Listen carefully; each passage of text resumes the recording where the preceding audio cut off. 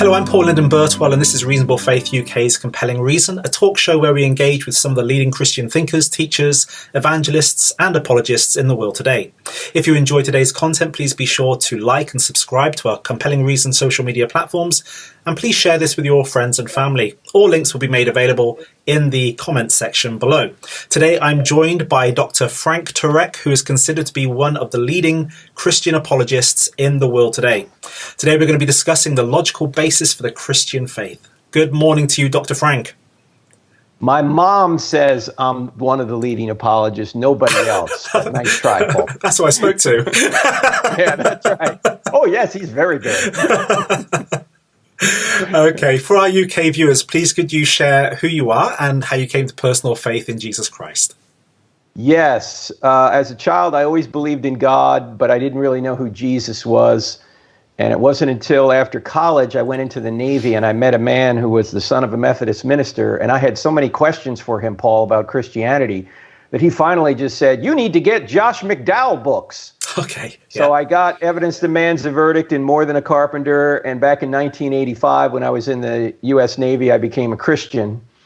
And then after the Navy, I wound up coming to Charlotte, North Carolina to attend a seminary run by Dr. Norman Geisler, who had started a seminary down here in Charlotte back in 1992. We, my family and I moved here in 1993 and got a seminary degree and began to do seminars and write books with Dr. Geisler. One of them is called I Don't Have Enough Faith to Be an Atheist. Yeah. And so after that, I started a ministry called 𝗧𝗔𝗫𝗗𝗏𝗧𝗔𝗫𝗍𝒂 and cross-examined with a D on the end of it. What we do is we go to colleges, high schools, and churches, and we present evidence that Christianity is true. That's wonderful. And how long have you been going to colleges and universities? Oh, even before we started cross-examined, probably the early 2000s, so probably I'd say 17, 18 years I've been going to colleges quite a bit. And mostly in the U.S., but I have done some schools overseas as well. That's great. Are they quite open to that then in the United States? Well, the way we're invited is by a Christian group on campus that's an authorized group. So they host us, and then we promote it to the local community and, of course, the college. And so, yes, we get decent crowds at these. We get anywhere from, say, 300 to 700, 800 people showing up for an I Don't Have Enough Faith to Be an Atheist college event, depending on the college and how much we promote it. So, yeah, there are people that are open to it. Obviously, there's a lot of people on college campuses that don't want us to be there. But sure. In America, especially if it's a public school, you know, it's run by, it gets tax dollars. They can't, according to our laws, they can't prevent us from coming. So, oh, that's great. We can go into the lion's den and present the evidence, even though a lot of people don't want us to be there. Fair enough. Now, one of the objections we have in the UK, and probably have this in the States too, is, why should I believe in the God of Christianity and not the God of Hinduism, Sikhism, Islam, whatever? Why should I believe in the God of Christianity? Why is the God of Christianity the only one? Because there's evidence that the God of Christianity is the only one. That's the shortest answer I can give. Unlike what has been said about these other world religions, you really can't confirm those religions by any sort of evidentiary means. Whereas Christianity, you can. You can show that there is a God, a theistic God beyond the world who created the world, which means that any non-theistic religion like Hinduism or Buddhism or a religion that is non-theistic can't be true when it comes to the nature of God because they don't think God is theistic. Right. And then what differentiates Christianity from other theistic worldviews is the resurrection of Jesus. Because if Jesus rose from the dead, then Christianity is true. Because, look, I just have a personal policy. If somebody rises from the dead, I just trust whatever the guy says, you know. If he's proved to be God, then whatever he teaches is true. And Jesus said the Old Testament was the Word of God, and he promised the New Testament. So if you can show two things, that God exists, a theistic God, and that, number two, Jesus rose from the dead, then you can see that Christianity is the true world religion. Now, this doesn't mean that everything taught by other world religions is false. We're not saying that. Sure. Because every world religion teaches something that's true. We're simply saying as a system of thought, it looks like Christianity is the true system of religious thought. Absolutely. Thank you so much for that answer. It's a great answer. So if I were a person investigating the existence of God today, what would be your top 3 arguments or evidences for the existence of God? Typically, the ones that I provide on a college campus are the 3 that you're familiar with, being part of reasonable faith. The one that William Lane Craig has made famous in recent years, the past 40 or so years, the cosmological argument, which goes back to the beginning of the universe. If there was a beginning to the universe, there must be a beginner. The second argument is the design argument, or the teleological argument. The universe is designed, it appears to be fine-tuned, and life appears to be designed as well. And the third argument is the moral argument, that if there's one thing morally wrong out there, Paul, there's got to be a standard beyond us, which would be God's nature, that defines what goodness is, and any deviation from that standard would be evil. Sure. Say, if torturing babies for fun is wrong, then God exists, because he is the standard by which we can judge torturing babies for fun is wrong. If there's no God, if there's no purpose to life, if there's no meaning, if there's no immaterial standard of justice, then you can't say torturing babies for fun, or racism is wrong, or slavery is wrong, or Nazism is wrong, or any of these things. You can only say that if God exists. And of course, your own C.S. Lewis did that brilliantly. He pointed that out in Mere Christianity and the Abolition of Man. But if you add the 3 arguments up, Paul, the cosmological, teleological, and moral arguments, you wind up getting the attributes of a theistic God without opening any religious document. You get a spaceless, timeless, immaterial, powerful, personal, intelligent, moral creator who created and sustains all things. And you haven't even opened any religious document. You're getting this from what Dr. William Lane Craig would call natural theology, right? You're getting the fact that the universe had a beginning, it appears to be designed, life is designed, and there's a moral standard out there. You're getting that just all from observing the world around you and observing the moral law within. You don't need any religious document to tell you these things. Now, it turns out it does line up with religious documents, particularly the Bible, but you can arrive at those conclusions without any reference to any Bible or religious book. It's amazing. I personally, I was raised in what I would call an atheistic or agnostic home. My parents, it's not that we didn't believe in God, we just didn't talk about God. God just didn't come up. We never attended church unless it's a funeral or a wedding. And at the age of 16, I can remember being out on the soccer field, the school soccer field, and we were kicking the ball around. And I looked up. That's what kind of brought me to a personal faith in God. I looked up at the sky, and the sky was covered in stars.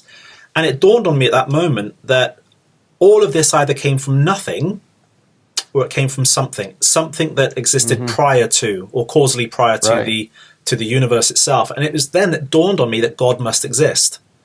Paul speaks something similar to this in Romans 1, that everybody is without excuse, for natural revelation, natural creation is revealed to all of mankind. So for me personally, I can really appreciate the value of the cosmological argument. And as you've mentioned, Dr. William Lane Craig has formalized this into something called the Kalam cosmological argument, which is now one of my favorite arguments. Could you go through the Kalam with us and explain it in detail for our UK viewers? Sure. The Kalam says that everything that has a beginning has a cause. The universe had a beginning, therefore the universe had a cause, and it turns out that cause is God. And even atheists today are admitting that the universe, space-time and matter, had a beginning out of nothing. Stephen Hawking, who probably was the top, at least well-known physicist in the world until he died a few years ago, and he was an atheist, he said that almost everyone now believes that the universe and time itself had a beginning at the Big Bang, that literally there was a creation event. Now, Hawking tried to come up with another explanation other than God. He failed. In fact, Hawking's explanation in one of the last books he ever wrote, which was called The Grand Design, he says this on page 181. He says, because there's a law like gravity, the universe can and will create itself out of nothing. To which your own John Lennox, who's a brilliant philosopher and mathematician from Oxford University there in the UK, said, when brilliant scientists say nonsense, it's still nonsense. So he was saying that about Hawking, who said a law like gravity. First of all, there was no gravity. And secondly, gravity doesn't create things. Gravity just does the same thing over and over again. So gravity couldn't have created us. Gravity itself needed creation.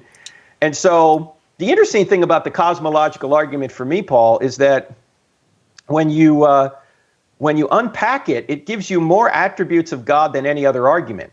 Because if space, time, and matter had a beginning out of nothing, which even atheists are admitting, then it seems to me whatever created space, time, and matter must be spaceless, timeless, immaterial, powerful, personal in order to choose to create, because impersonal forces can't choose anything. And to go from a state of nothingness to a state of creation, someone had to make a choice, and only persons do that. Sure. The being would also have to be intelligent to have a mind to make a choice.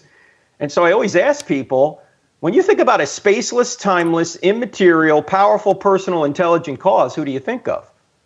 God. Yeah. Sure, well, how do you know sure sounds like God. My answer is always, we don't know it's the Christian God yet.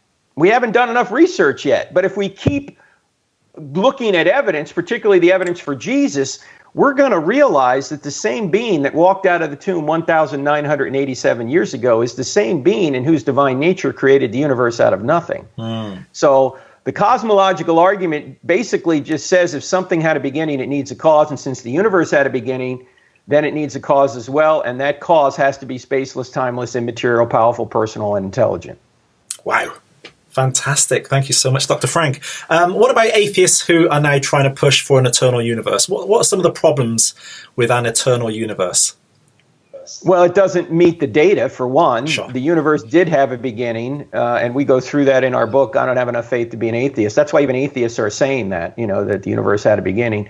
Secondly, from a philosophical perspective, rather than even the scientific evidence. You can look at scientific evidence, second law of thermodynamics, universe is expanding, the radiation afterglow, the Einstein's theory of general relativity showed that space-time and matter are correlative. They had a beginning out of nothing. But if you look at the philosophical evidence, which is really what the Kalam is getting at, that space-time and matter had to have a beginning, particularly time had to have a beginning, because if time did not have a beginning, today never would have arrived. Because you can't traverse an infinite number of days. If there were an infinite number of days before today, today never would have arrived.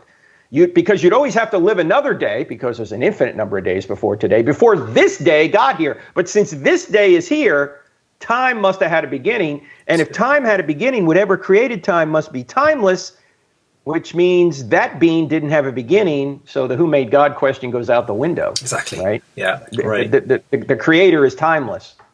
So one of the good analogies for this is Hilbert's Hotel. Yes. And so I encourage our viewers to... Hotel is, it's a good thought experiment, but I think it requires too much brain power on my part to go through it. I just prefer to use the infinite number of days to demonstrate the same thing, that you'd never get to today if there were an infinite number of days before today. You'd always have to go through a day before today, because there's an infinite number of them before today got here, which means you'd never get to today. Yeah, I often explain to my friends, if we were in a bar together and I offered to buy you a drink and you kind of accepted, I'd say I'd buy it you after an infinite amount of time. Would you ever receive that drink? And they think about it for a while, scratch their heads and go, well, no, I wouldn't, not after an infinite amount of time. And then I buy them a drink. And I say, this proves that an infinite amount of time has not preceded today, for you have already received the drink from me. So I use that illustration sometimes in a bar or something, and that works. Gets people to understand. Absolutely. Oh, brilliant. That is the argument in a pint-size size. Right? Absolutely. That's perfect. That's brilliant. Thank you. Okay, many atheists today are shifting from the position that God does not exist to the position that they hold a lack of belief in God. Is this a valid shift, and why is this shift occurring today? Well, I think it's occurring because atheists don't want to have the burden of proof to prove their position at all. They just want to say, I lack a belief in your God. But there's a number of ways you could point this out, you could deal with it. First of all, if someone says, I lack a belief in something, what they're saying is their psychological state is in such a manner, but it's not saying anything about the world external to them. Like if I just say I lack a belief in God, okay, my mind lacks a belief in God, but that's not telling anyone anything about whether or not God really exists outside my mind. Sure. Right? In other words, you're just telling me your psychological state. Actually, what I do when people bring this up, particularly on a college campus, if they say, I lack a belief in God, I might say, well, you're just talking about your psychological state. That's not saying anything about the reality. It would be like me saying, if they're a materialist, I lack a belief in materialism. Well, if I say that, I'm not giving any evidence for and against materialism. I'm just saying that psychologically, I don't believe in it. Okay, so what? But I think here's an easy way of dealing with the issue, Paul, and that is to say this. Here's a proposition. God exists. Do you agree with that proposition? Do you disagree with that proposition? Or don't you know? Are you saying I don't know? And there's only three possible choices with that proposition, right? Instead of getting into labels, whether you're an atheist or agnostic or you just say, where do you stand? And what they're mostly going to say is they're either going to say, no, I don't agree with that proposition that God exists, or I don't know. Well, if they say no, they're an atheist. If they say they don't know, they're an agnostic. Problem solved, okay? So that's a great response. Trying to argue over labels or definitions, sure. Why don't you just say you agree, you disagree, you don't know with that proposition? That's why I appreciate your ministry so much, because it just gets to the bare bones of these issues. So I love watching you. And there's one other thing I want to say about it too, Paul, and this is something that maybe it's just me, maybe I'm the one off base here, but it seems to me that if you're going to come into the public square and say I'm an atheist, okay, fine, say that. But it seems to me you still have the burden of proof to explain reality the way it is from an atheistic perspective. In other words, when atheists say they lack a belief, they may say that on one hand, but on the other hand, they also say, well, I know how life got here. It was through evolution. Sure. Right? That's a positive belief. Or I know how the universe got here. It got through a quantum vacuum. Or there's a multiverse, right? Or they'll say something like that, which is supposed to explain reality in the absence of God. So they still have to put forth some sort of justification for their worldview. And if they say atheism is not a worldview, well, then you're not really engaging in the marketplace of ideas. You're just saying that you lack a belief in God or you don't think God exists, but you're not advancing any sort of position to explain everything else. And I think you need to do that, right? I liken it to this. You know, my friend J. Warner Wallace is a cold case homicide detective. Yeah. If he comes across a murdered body, he might look at the evidence and say, I think this is the true suspect. This is the guy that committed the murder. If another detective is at the scene and he looks at the evidence and he goes, I lack a belief your guy is the suspect. Well, Jim could say, okay, tell me why you lack a belief my guy is the subject. And maybe he gives you some reasons. And then you say, okay, well, who do you think the suspect is? And the guy goes, the other detective goes, oh, I don't need to have another suspect. I just lack a belief your guy is the true suspect. Is that guy a good detective if he stops right there? No, he still has the burden of proof to bring forth another suspect. Yeah. He just can't say my suspect is the wrong guy and then retire, right? He's got to keep looking for the true suspect. It's been put this way: it's easy to smell a rotten egg, it's hard to lay a better one. If the atheists are going to say, if they're going to say that Christianity is a rotten egg, okay, give us the reasons why you think it's a rotten egg, but why don't you lay a better one? I can tell you materialism is not a better egg. Sure. Materialism means we don't even know what we think. There's no reason to believe anything we think, as John Lennox has famously pointed out, as C.S. Lewis has pointed out. There's no reason to believe anything we think if atheism is true if we're just moist robots. So, I really think it's a cop-out to say I lack a belief in God, just like it would be a cop-out for me to say I lack a belief in materialism. I'm not putting forth any argument for Christianity, nor am I putting forth any argument against materialism, if that's all I say. Sure. That makes sense. Now, you just touched on my next question. My next question was, under materialistic worldview, we're nothing more than moist robots, lumps of matter fizzing with chemical reactions. How can materialists then trust in anything they think? Any opinion that they have? Well, right. Well, I don't think they can, but indeed they do, which should tell them that their philosophy is wrong. Because if everything's driven by the laws of physics, as materialists say it is, then that means all their thoughts are driven by the laws of physics. But if all of their thoughts are driven by the laws of physics, why should they even think the thought that all their thoughts are driven by the laws of physics is true? Exactly. You see the problem here? And for some reason, atheists don't seem to see this inconsistency in their worldview. They've actually made reason impossible by their ideology of materialism. They've made it impossible, Paul. And in fact, can I just read something from C.S. Lewis? I can't say anything better than C.S. Lewis. Sure. So let me just read what he said. Here's what he said on a BBC broadcast way back.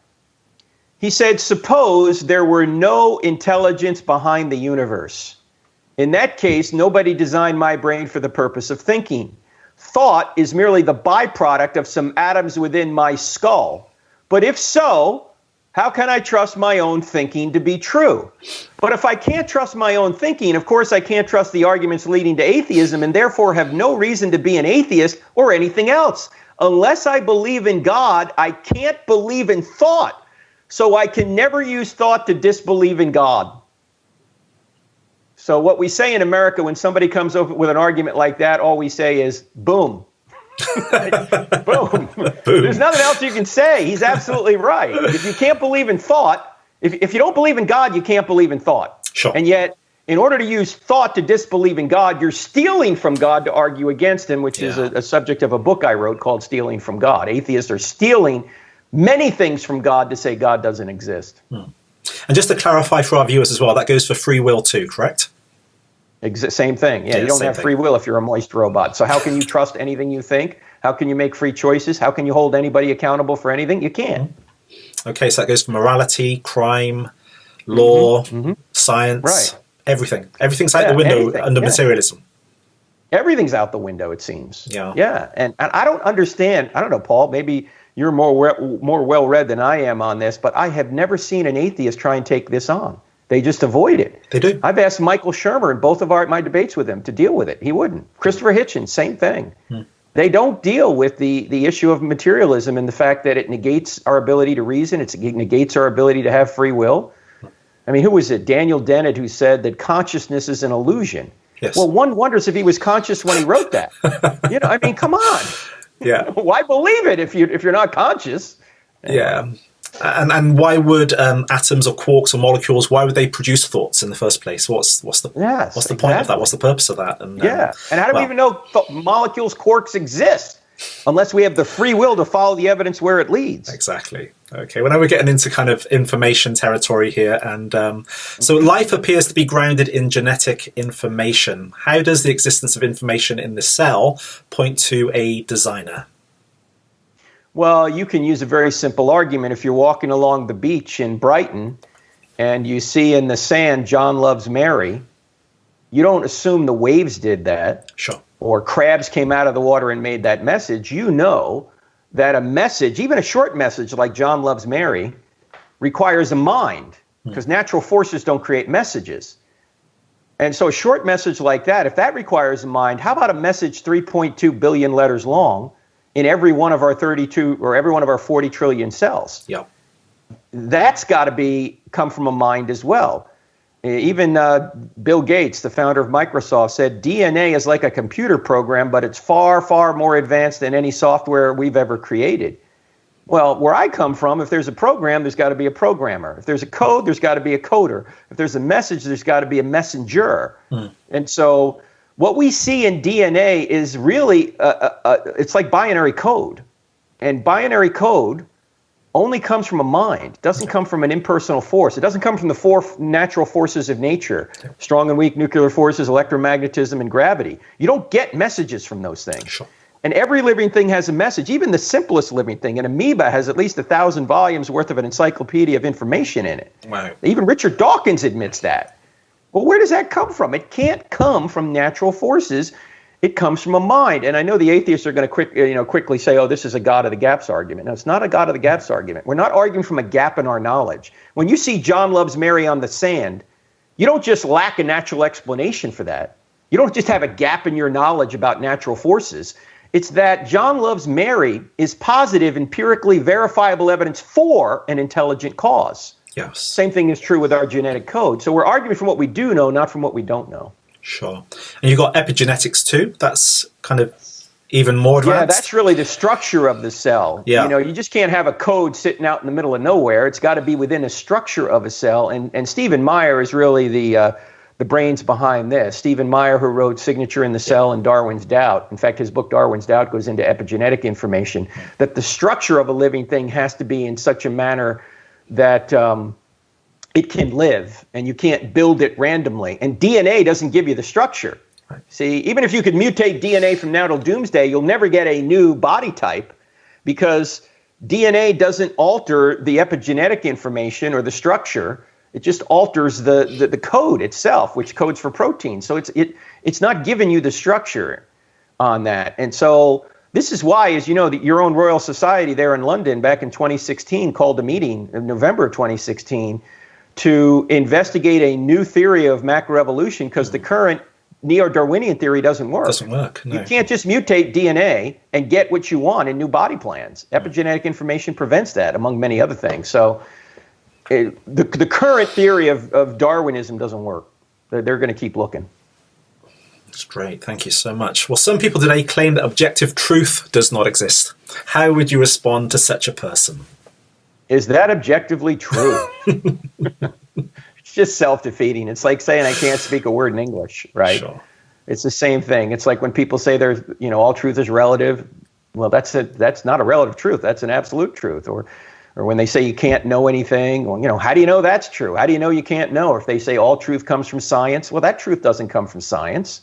In fact, most of what you don't know from science, right?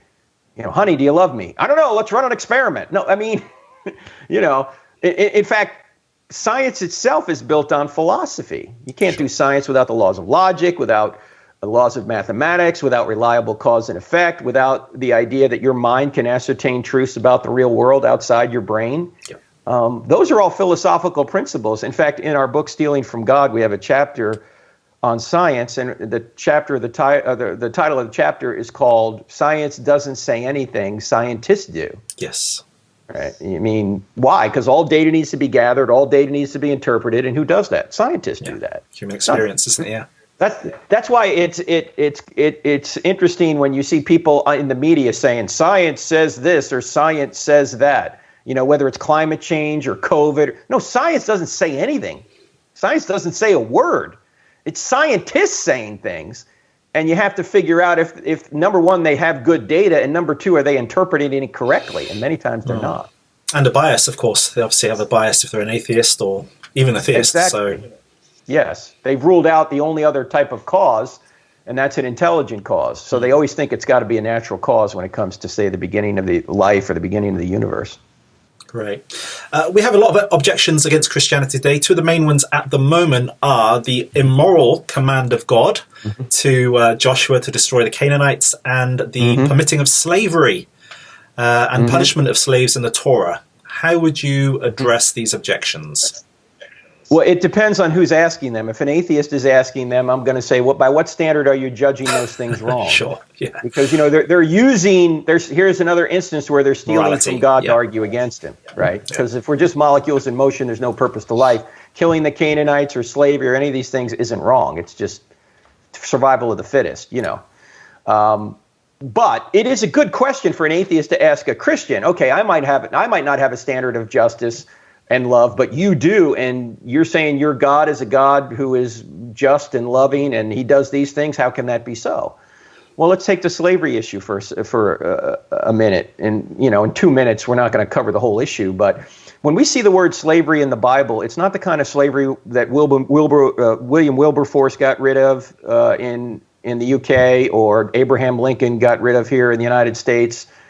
It was indentured servitude in the Old Testament.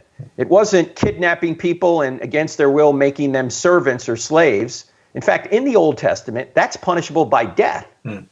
Kidnapping is punishable by death. Yeah, you're right. Yeah. And in the New Testament, it's also prohibited.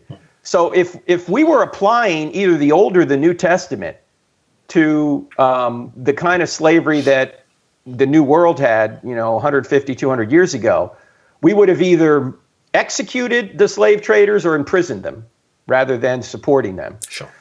So the slavery in the Bible is not the kind of slavery that we had here. It was indentured servitude, and it wasn't race-based. It was people who were in debt and wanted to work off their debt and have a roof over their head and meals every day. They would put themselves as a servant into a household in order to have those kinds of benefits. So there's a lot more we could say on this. In fact, Paul Copan has written a great book called Is God a Moral Monster?, which goes into all the distinctions that need to be made when you're looking at an issue like slavery. Because when we see the word slave, we put our own meaning into that, Sure. our 21st century meaning, not the meaning of, 3,000 years ago. Yeah. With regard to the Canaanites, if you look at Joshua killing the Canaanites, as it says there in Deuteronomy 7, there's a couple of things you need to say about that. First is that, as 𝗧𝗘𝗏 points out in his book, when it says, first of all, it says wipe everybody out, and then it says don't intermarry with them. And you're going, like the next verse says that. You're going, wait a minute. How can you intermarry with anybody you've just wiped out? And what 𝗧𝗏𝗏 says, this is common in ancient Near East literature, that that to say annihilate everyone was an exaggerated or hyperbolic way of saying defeat them totally, push them out of the land. It wasn't everyone needed to die. Even when they use this with seemingly literal language, murder everyone, women, children, cattle, all this, it was push them out of the land. That's what that meant. Because you wouldn't even have these people to intermarry with later. But let's just say for the sake of argument, 𝗧𝗏𝗏's wrong about that. And God literally said, wipe everybody out. Is he doing that for no reason, or does he have reasons for judging those folks? Well, he has reasons. One of the reasons was they were sacrificing their children to Molech. Yeah. The metal hot god that even the Israelites were doing this. Solomon was doing this. And it's one reason God brought judgment on Israel. If you read Jeremiah 7, he's saying you're sacrificing to Molech. It's over. God's going to judge you. So I always ask atheists, why is it that whenever I go to a college campus, you complain that there's too much evil in the world, and yet now you're complaining when God stops evil in the Old Testament? He's wiping this evil culture out, and you're going, hey, it's all wrong. But one last point I want to make is that when God brings judgment on people and kills them, it's not murder for him, right? No, it's not. No. Yeah, God doesn't murder anyone. No. When we die, God just moves us from this life to the next life. Yeah. If Christianity is true, people don't die, they just change location. That's true. Right? Yeah. They go from this life to the next. It's up to God when that happens. Whether we're 82 or 2 years old, that's up to him. Also, if you notice, this wasn't genocide because it was really judgment, because God ordered the same thing on the Israelites. If you look at the golden calf, he says, wipe out all those people that worship the golden calf. It wasn't wipe them all out because they're Israelites. Wipe them out because they sinned. And in the theocratic society of ancient Israel, that was a capital offense. Yeah. And of course, the Old Testament is a theocracy. It's not meant to be the ideal for all time. There's a new covenant. And the writer of Hebrews says the old covenant is obsolete, Hebrews 8:13. All that has passed away anyway. But I think we just need the right context to understand these passages. And the best book, as I say on this, is 𝗧𝗏 a Moral Monster by Paul 𝗧𝗏𝗏, and I have it right here on my shelf somewhere. In fact, I just had Paul on my podcast just a couple of weeks ago. Okay. And he does, here it is right here, this book right here. Right. 𝗧𝗏 a Moral Monster. So if you don't have this book, you need to get it, because Paul goes through many of the Old Testament issues right here. That's great. And also, God gave the Canaanites 400 years to repent. He did. 400 years to get right, to stop doing what they were doing. So, God isn't quick to judge. No, you're absolutely right. He's long-suffering, so to speak, and I'm just worried that our societies are ultimately going to get judged because we keep killing our children on the altar of convenience. Yeah. And that's exactly what was going on in Old Testament Israel, and God eventually judged it in 586 BC. Times change, but people don't. That's right. Okay, many opponents of Christianity today would claim that we simply cannot trust 2,000-year-old scriptures as they are unreliable. Would you say this is a valid claim? No, and I would ask them, how did they come to that conclusion? What evidence do they have for that position? Because most people don't have evidence. They just have a slogan they've heard, Paul. Oh, the Bible's been changed throughout the centuries. So whenever somebody says that, I want to ask them questions. What do you mean by that? What do you mean it's been changed throughout the centuries? What evidence do you have for that position? In fact, with regard to the New Testament, I might add a third question and say, have you ever considered that the New Testament, we know what the New Testament originally said because we have nearly 6,000 handwritten Greek manuscripts from fragments in the 2nd century all the way to complete manuscripts, all the way up to the time of the printing press. And we compare all those manuscripts, we can recreate the original to more than 99% accuracy. So we know what the original said. Even the famous skeptic 𝗦𝗦𝗓𝗏 agrees we know what the original said. The question is the original true? That's another question. But it hasn't been changed throughout the centuries in terms of the text being corrupted. We know what the text originally said. Yeah. And I was speaking to Dr. Gary Habermas yesterday, and he was talking about the creeds found in Romans 10, 1 Corinthians 15, Romans 1, how early these creeds actually were. Can you say something about those creeds? Yeah, Gary's the expert on it. He's identified 41 creeds in the New Testament that are earlier than the documents themselves. And I think the most important one is 1 Corinthians 15, verses 3 to 8, because that names what happened to Jesus and who appeared to him. And even scholars like 𝗦𝗦𝗓𝗏, the atheist scholar from here in the United States, who is a big skeptic, says he agrees that creed goes all the way back to within a year or two of the resurrection, or a year or two of the event. You know, he doesn't believe there was a resurrection, but he said this is an early creed. And Paul just wrote it down in about 55 AD when he's writing to the church at Corinth, but he's saying he received this earlier than that. He's writing it down. It would be like somebody today in the UK writing a book about what happened at say it's even sooner than the Falklands War. Let's just say 9/11, which affected the whole world. What's that? Brexit? Yeah, Brexit. Talk about Brexit. Well, Brexit was just a couple of years ago. I'm trying to think of something like 20 years ago. Okay. Which was 9/11, which affected the whole world. If somebody was writing about 9/11 in the UK today, they could interview people that were alive and even were there and witnessed it. Sure. So despite the fact that the person is writing it right now in 2020, doesn't mean that the data is 20 years old. No. The data is fresh in the memory of, or even written documents that people have written down from the event itself. It goes all the way back to the event itself. So despite the fact that Paul's writing 1 Corinthians in 55 AD, the data that he includes in 1 Corinthians goes all the way back to the event itself. Right. So what you're saying is right out of the gate, they had a belief that Jesus was divine, that Jesus Christ died on the cross, was buried in the tomb, rose again on the 3rd day, and through trusting in that we can be forgiven of our sin and saved. Goes all the way back to the beginning of the Christian creeds, all the way back to the beginning of Christianity, right to the resurrection. And I think what people don't understand, Paul, and it really didn't dawn on me until recently, I always tell people this. I always say to people, Christianity is not true because a series of documents we put under one book we call the Bible says it's true. In fact, Christianity would be true if the Bible never existed. And people go, what? How can that be? Because Christianity did not originate with a book. It originated with an event. Yeah. It originated with the resurrection. And I always say, do you realize there were thousands of Christians before a line of the New Testament was ever written? How? Why? How? Because Christianity is built on an event, not a book. Now, later they wrote down books so we could know about it and orient our lives to it. But there would be no books written by Jews in the 1st century about Jesus rising from the dead unless he did rise from the dead. Why are Jews writing down something they didn't believe in initially, that someone would be resurrected in the middle of time, not just at the end of time, and somebody who is a man could be God and claim to be God? They didn't think those two things were possible. No. They didn't think resurrections were possible in the middle of time. They didn't think a man could be God. That was blasphemy. Absolute and yet here they are saying all this happened, and then they go and die for it. Why? Because it really happened, right?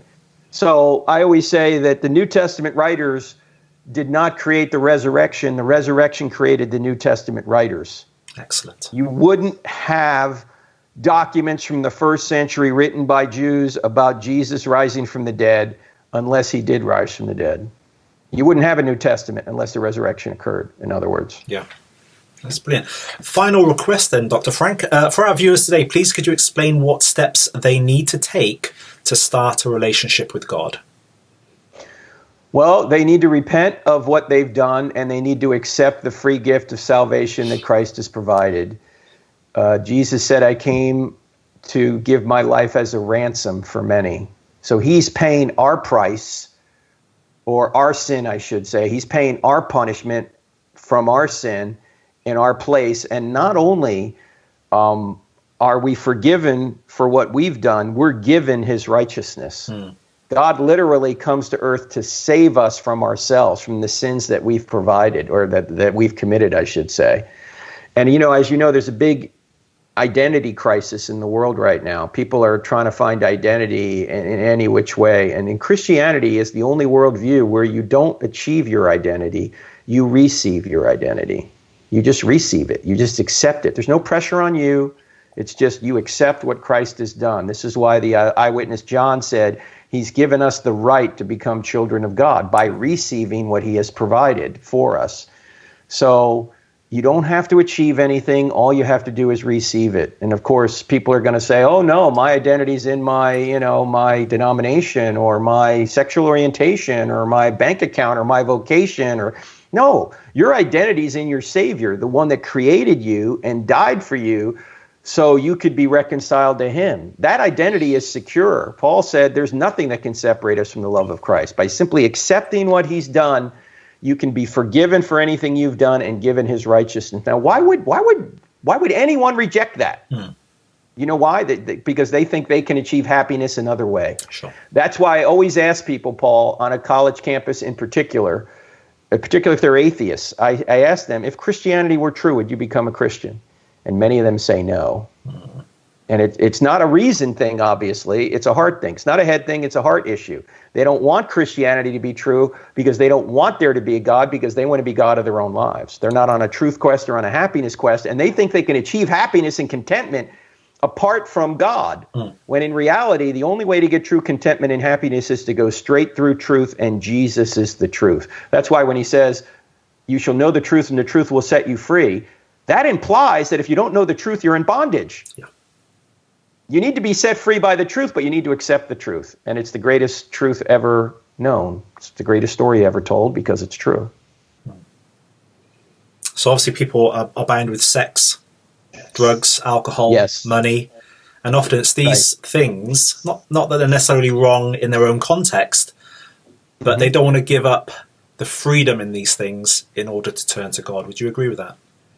Yeah, in fact, there are three things that'll derail all of us: sex, money, and power. Yeah. Those are all good things, as you just said. The problem is we often use illicit means to get them. Yeah. We take shortcuts to get them. And that's when we actually hurt ourselves. We think we're helping ourselves, but we're not. We're hurting ourselves. And so those are good things. The problem is we just can't try and get them any other way than the proper way if we're going to live a life that's fulfilling and ultimately helps build God's kingdom for eternity. So, yeah, temptation obviously is available and pressing on all of us. And that's why we need God's help to resist it and do what's right, not only for God's kingdom, but for our own good. Well, thank you so much for that. I mean, imagine this, Paul, if any of us and any of us watching right now acted on every desire we had, we'd all be dead a long time ago, right? If we did that. As C.S. Lewis famously said, for any kind of success in this world, quite a lot of restraint is going to be necessary. It is. It's just it's a dangerous world. You just can't do whatever you want and expect to reap benefits from it. Sure. Not over the long term. Maybe over the short term you can, but over the long term, it's a disaster.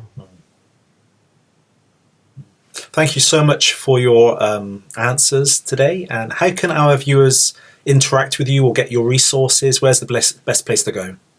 Yeah, crossexamined.org. That's cross-examined, all one word with a D on the end of it.org. And from there, you'll see everything else we do. We have a YouTube channel, 2 words, Cross-Examined. There's over 800 videos on there. Many of them are short Q&A videos from the college campus you can share with others. Facebook page, 2 of them, Cross-Examined, and Dr. Frank Turek, Dr. Frank Turek. We have Instagram. We have a TV show that people can watch on our app for free, the Cross-Examined app. We have a podcast every week. I don't have enough faith to be an atheist. That's on iTunes or anywhere you get podcasts, so you can listen to that once a week. So, we're in this COVID area, especially, we're trying to do a lot via online. And so thank you for the opportunity to speak to your group there, Paul. But they can go to crossexamined.org and find all this. That's wonderful. Well, thank you so much for joining us today, Dr. Frank. And I'm Paul Lyndon Burtwell, and you've been watching Compelling Reason. Until next time, God bless. Thank you, Paul.